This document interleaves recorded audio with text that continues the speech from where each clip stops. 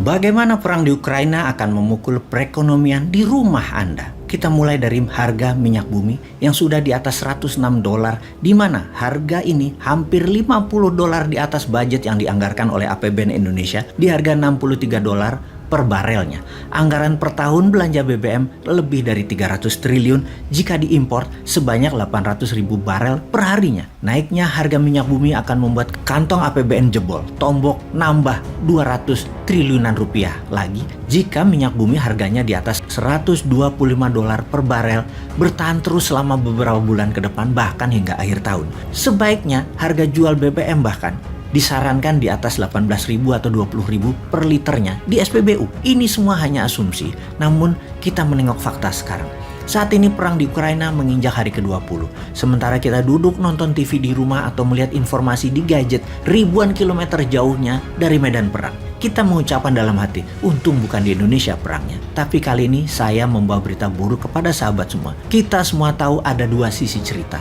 Yang satu memiliki pendapat global atau global naratif, yaitu pihak Barat dan NATO yang mengatakan Rusia adalah penjahat. Di sisi Rusia mengatakan agresi NATO ke Eropa Timur mencaplok-caplok wilayah dengan mengikat dalam kesepakatan militer oleh NATO di negara bumpernya Rusia. Ex-Soviet adalah kejahatan atau penjahat sesungguhnya karena akan menarget Rusia nantinya. Terlepas dari perang militer di Ukraina, ternyata perang ini akan melukai kita semua. Anda punya mobil dan motor di rumah, Anda pasti perlu BBM kan? Semakin lama perang, mengendarai kendaraan Anda tersebut, biayanya akan semakin mahal. Kenapa? Kita tahu 12% minyak dunia adalah produksi Rusia. Rusia merupakan negara ketiga terbesar di dunia di dalam produksi minyak dan negara nomor 3 terbesar di dunia di dalam eksportir minyak. Sejumlah 5 juta barel per harinya. Apa yang terjadi kalau minyak Rusia di stop produksinya untuk diekspor? Maka kebutuhan dunia yang meningkat alias demand meningkat karena suplainya turun, maka secara alami akan meningkatkan harga minyak bumi di pasaran. Diperkirakan kalau Rusia stop produksi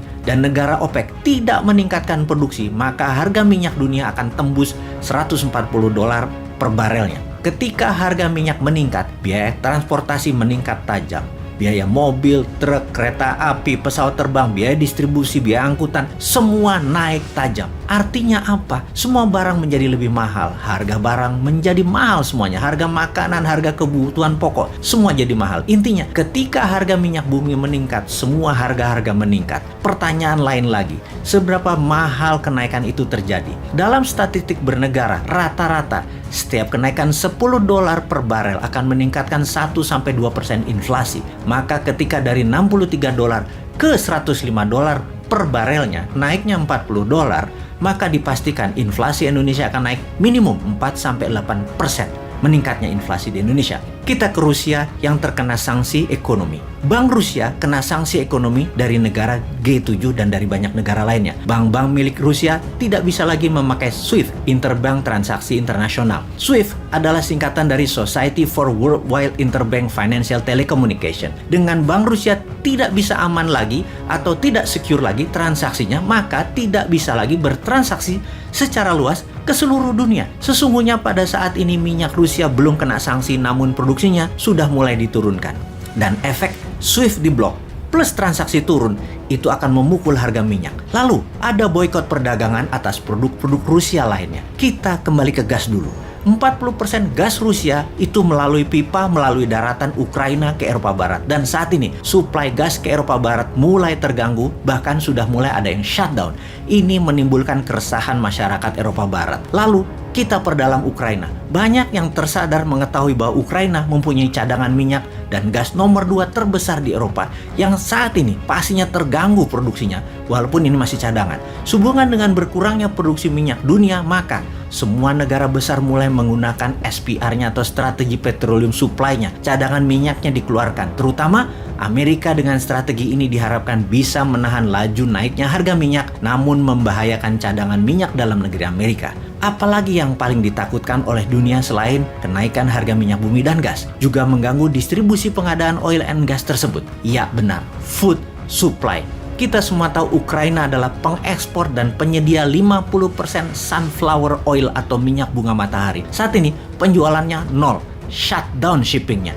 Karena kapal laut di Laut Hitam diblokade Dan kota Mariupol adalah kota utama selain Odessa sebagai pelabuhan besar Ukraina sudah ditaklukkan Rusia. Odessa tinggal menunggu waktu ditaklukkan. Odessa adalah pelabuhan kontainer terbesar Ukraina. Sebentar lagi banyak rumah tangga dunia akan kekurangan minyak goreng sunflower ini. Karena itu tidak heran kelapa sawit di Indonesia musnah. Salah satunya adalah dijadikan pengganti sunflower oil di banyak negara, khususnya India, yang 70% rumah tangga India memasak menggunakan sunflower oil ini. Sementara Rusia juga penghasil minyak bunga matahari ini juga kena sanksi ekonomi. Dan dunia saat ini menggunakan sunflower oil jika memasak adalah pangsa pasar 60% di dunia. Yang artinya memasak di rumah harga gorengannya menjadi semakin mahal. Harga tumis-tumisan menjadi semakin mahal. Jagung juga merupakan ekspor dari Ukraina yang merupakan pengekspor nomor 5 terbesar di dunia. Bersama Rusia, Ukraina mengekspor 19% kebutuhan jagung dunia yang semuanya stuck, tidak bisa terdistribusikan. Hal ini mempengaruhi pakan ternak, makanan ternak, sirup jagung, cornflake, dan macam-macam lagi kebutuhan turunannya. Kemana jagung Ukraina dan Rusia itu berlabuh? Terbesar ke Tiongkok. Satu lagi, gandum. Rusia merupakan produsen gandum yang menyuplai 20% kebutuhan dunia, di mana Ukraina juga merupakan penyuplai 10% kebutuhan dunia. Keduanya dikombinasikan merupakan penyedia 30% kebutuhan dunia. Kemana gandum tersebut dikirimkan? 70% adalah ke negara Barat Asia dan Afrika, di mana negara-negara tersebut jika ingin memasak pasta, roti cane, pizza, dan berbagai jenis roti, negara Turki, Mesir, Sudan, Nigeria, Sri Lanka akan merasakan dampak negatif tersebut.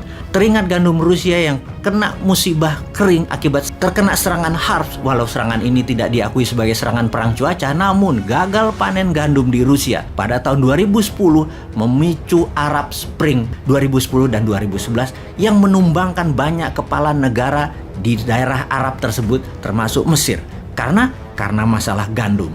Gandum adalah masalah serius. Itulah sebabnya dalam dunia terkoneksi dan saling ketergantungan yang terdistrap akibat perang di Ukraina telah banyak mengganggu suplai energi, emas, pupuk, batu bara, precious metal seperti titanium yang merupakan 10% kebutuhan dunia aviasi, yang semua itu mengakibatkan terjadinya perang kebutuhan barang jadi maju di garis depan.